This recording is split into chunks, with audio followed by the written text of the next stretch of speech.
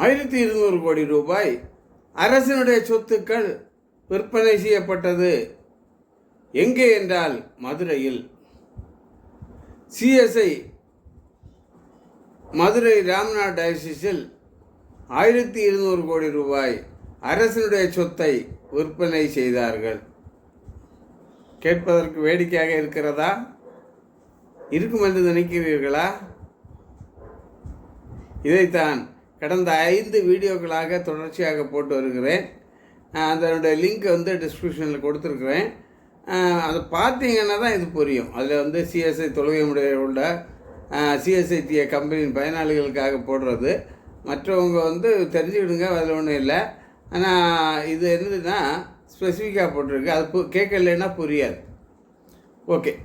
So Devasahayam என்பவர் ஸ்ரீவில்லிபுத்தூர் இந்த சிஎஸ்ஐடிஏ கம்பெனியின் உபகிளையாகிய சிஎஸ்ஐ ஸ்ரீவில்லிபுத்தூர் சபையின் வழியாக சிஎஸ்ஐடிஏ கம்பெனிக்கு சந்தா செலுத்துகின்ற ஒரு நபர் தேவசகாயம் அரசிடத்திலே புகார் கொடுக்கிறார். அரசு நிலம் சிஎஸ்ஐக்காரர்களால் விற்பனை செய்யப்பட்டது. அடுத்ததாக வழக்கு பதிவு செய்கிறார். வழக்கு என்ன செய்தது என்றால் விசாரணைக்காக வருகின்றது. விசாரணை மேற்கொள்ளப்பட்டது. அரசு இது இவருடைய வாதங்களை உண்மை என்று நம்பிய இது நீதிமன்றம் ஒரு டைரக்ஷனை வழங்கியது. அதுக்கு பிறகு என்னென்னா அரசு இதில் தலையிட்டது. அரசு தலையிட்டு ரெஜிஸ்ட்ரார் லேண்ட் ரெஜிஸ்ட்ராரு, அப்புறம் மதுரையில் உள்ள கலெக்டரு எல்லோரும் என்ன செய்கிறாங்க என்னென்னா இதை மீட் எடுத்தோம் என்று ஒரு போர்டும் வச்சுட்டு இதன் உள்ள யாரும் ட்ரஸ்பாசஸ் மேலே என்ன நடவடிக்கை எடுப்பான்னு சொல்லிட்டு ஒரு போர்டை வச்சுட்டு போகிறாங்க. சிம்பிளாக முடிக்கிறேன். இந்த சொத்து என்னென்னா 1912 என்னென்னா இது அமெரிக்கன் பேப்டிஸ்ட் மிஷனால் இது விலை கொடுத்து வாங்கப்பட்டது. வாங்குகிற நேரத்தில் அமெரிக்கன் பேப்டிஸ்ட் மிஷன் என்ன செய்யுதுன்னா 3 இது கேட்குது. நாங்கள் இதை பெண்களுடைய நலனுக்காக செலவு பண்ண வேண்டியிருக்குது. அன்றைக்கி நமக்கு தெரியல 1912 நம்ம தமிழ்நாட்டிலே இல்லை இந்தியாவிலே எப்படி பெண்கள் நிலை எப்படி இருந்திருக்குன்னு நீங்கள் இமேஜின் பண்ணி பார்த்தா தெரியும். அந்த அவங்களுடைய முன்னேற்றத்திற்காக நிறைய வழிகளை செய்வதற்காக இந்த நிலத்தை என்ன செய்யணும்னா அரசிடமிருந்து அமெரிக்கன் பேப்டிஸ்ட் மிஷன் என்ன செய்யுதுன்னா விலைக்கு வாங்குகிறாங்க. விலைக்கு வாங்குகிற நேரத்தில் அரசு என்ன செய்யுதுன்னா ஒரு விலையை நிர்ணயம் செய்கிறது. நிர்ணயம் செய்கிற நேரத்தில் என்னென்னா 3 கண்டிஷன் கொடுத்து லேண்டை கொடுக்குறாங்க. 1 விலையை நிர்ணயம் கொடுத்து இந்த விலைக்கு நீங்கள் வாங்கணும். 2வது என்னென்னா பெண்களுடைய இதுகளுக்கு வளர்ச்சிக்கு நீங்கள் செலவு பண்ணலாம், இது உபயோகப்படுத்தலாம்.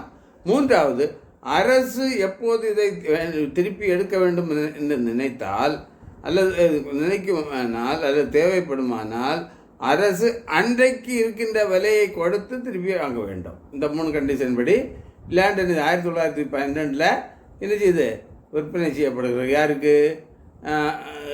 அமெரிக்கன் பேப்டிஸ்ட் மிஷனுக்கு. சுதந்திரம் அடைந்த உடனே என்னென்னா இந்தியாவில் இது திருச்சபைகளெல்லாம் ஒரு கம்பெனி ஆரம்பித்து அந்த company church of south India trust association ஒரு கம்பெனி ஆரம்பித்து அதில் என்ன செய்யாங்கன்னா இந்த சொத்துக்களை இணைச்சிக்கிட்டு அமெரிக்கன் பேப்டிஸ்ட் மிஷன் போயிடுறாங்க. ஓகேவா? இப்போ யாருக்கு சொத்து? இது church of south India trust association சிஎஸ்ஐடிஐக்கு சொத்து. இந்த சிஎஸ்ஐடிஐக்கு சொத்து என்ன செய்யுது?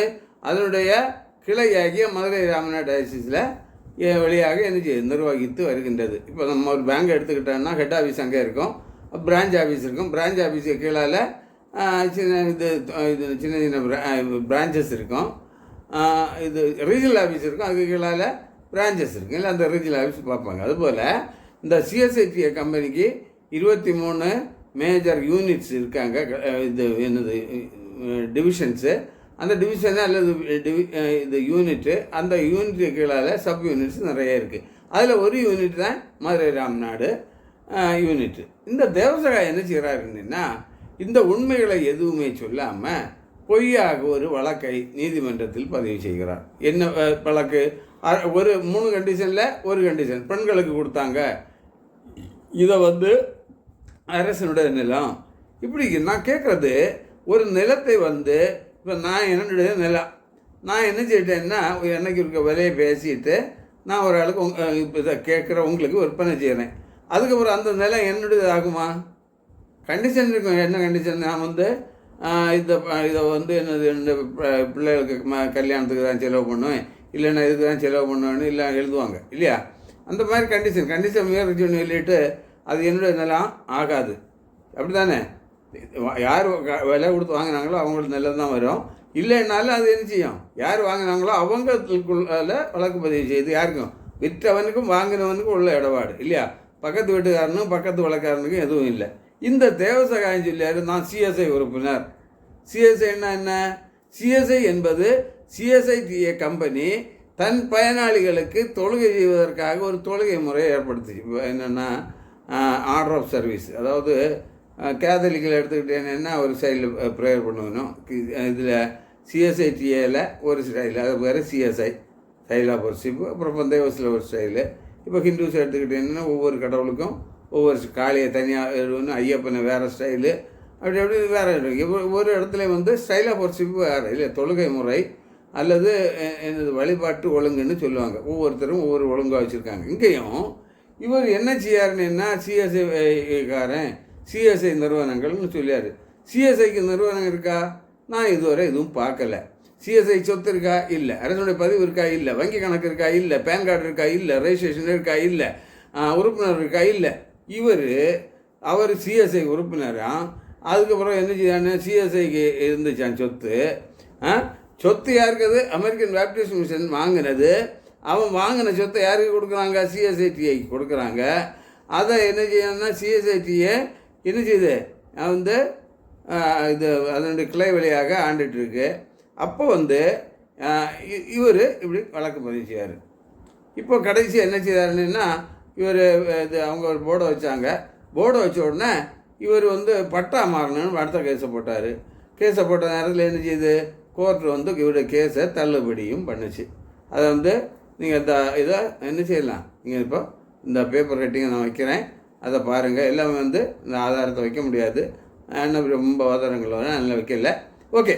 ஸோ அதன் பிறகு இந்த ஆள் என்ன செய்கிறாருன்னா வேறு ஒன்று சிபிஐக்கும் மேலேயும் வழக்கு தொடுக்காரு. யார்?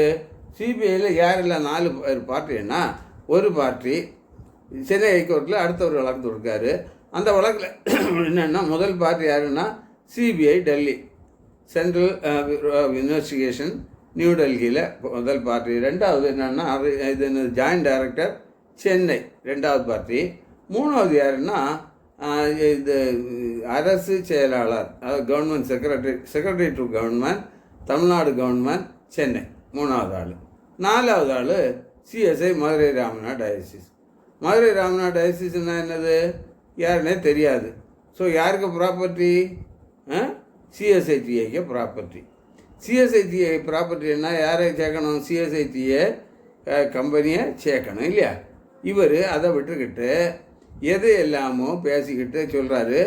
அப்புறம் ரத்னராஜாவை வந்து அரெஸ்ட் பண்ணக்கு சிபிஐயில் வழக்கு தொடர்ந்துட்டுன்னு இன்றைக்கி எல்லாரும் பேசிகிட்டு இருக்காங்க.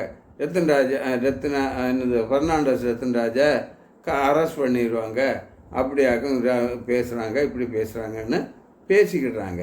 அது எப்படின்னு தெரியலை. இவர் யார்? சிஎஸ்ஐக்காரரு. சிஎஸ்ஐ இன்ஸ்டியூஷன் சொல்லியார். சிஎஸ்ஐக்கு இன்ஸ்டியூஷன் இல்லை. அப்போ சிபிஐ வர நேரத்தில் இதெல்லாம் கேட்டால் இவர் என்ன சொல்லுவார் எனக்கு தெரியலை. ஒன்றும் இல்லாத இடத்துல வந்து சிபிஐ வழக்கு தொடுக்க முடியுமா? நான் கேட்குறேன். இல்லை பார்க்க நீங்கள் சொல்லுங்கள். சிபிஐக்கு ஏதாவது சிஎஸ்ஐக்கு ஏதாவது ஸ்கூல் இருக்கா? இல்லை.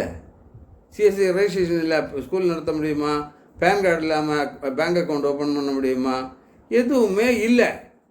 இல்லாத ஒன்றை இருப்புன்னு சொல்லிட்டு பொய்யாக முனைஞ்சு வழக்கு தொடுக்காரு. இந்த வழக்கில் நீதிமன்றம் என்ன சொல்லுதுன்னா இன்னாருக்கு கேஸை நீங்கள் எடுக்கலை, இதனால தான் போலீஸ் என்ன செய்யலை. சிபிஐ கொடுத்த பேப்பர் அவர் எடுக்கலை, சிபிஐ எடுக்கலை, போலீஸ் எடுக்கலை. அவங்க இன்வெஸ்டிகேட் பண்ணிவிட்டு சிஎஸ்ஐ இன்னொன்று காணலை, நீ கொடுத்த ஆதாரங்கள் படி ஒன்றும் இல்லை என்று சொல்லிவிட்டு அவங்க முடிச்சிடுறாங்க.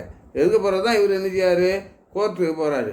கோர்ட்டில் போய் எல்லாம் இருக்குன்னு சொல்லிவிட்டு போய் எல்லாத்தையும் புரிஞ்சு வச்சாட்டார். அப்போ என்ன செய்யுதுன்னா கோர்ட்டு இவனுக்கு இதுக்கு மேலே உரிய நடவடிக்கை, அதாவது விசாரணை மேற்கொண்டு என்ன செய்ய வழக்கு பதிவு செய்ய கேட்டுக்கொள்கிறோம் அப்படின்னு சொல்லிட்டு அந்த ஆணை வழங்கப்படுகிறேன்னு கோர்ட்டு ஆர்டர் கொடுத்து இப்போ நான் கேட்பது சிஎஸ்ஐக்கு சொத்துக்கள் இருக்கு, சிஎஸ்ஐக்காரங்க விற்று போட்டாங்கன்னு அரசு நிலத்தை சிஎஸ்ஐக்காரங்க விற்று போட்டாங்க.